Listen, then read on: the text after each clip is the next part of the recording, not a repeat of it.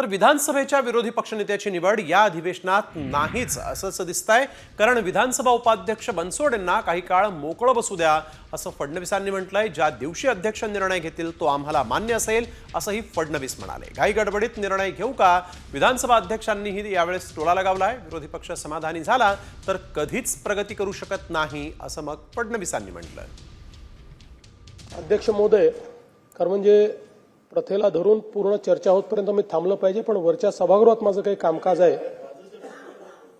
बाजूच्या खुर्चीचं ना ते मला विचारा. त्याने मी सांगतो त्यांना काय काही काळ मोकळं बसू देऊया.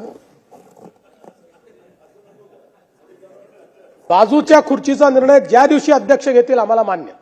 चला त्यामुळे मी जरा वरच्या सभागृहावर जातो. घाईत घेऊ का निर्णय? पण अर्थात विरोधी पक्षाचं समाधान हे कधीच होत नसतं, आणि जो विरोधी पक्ष समाधानी झाला तो विरोधी पक्ष कधीच प्रगती करू शकत नाही. त्याच्यामुळे मला विश्वास आहे की तुम्ही असमाधानीच राहाल.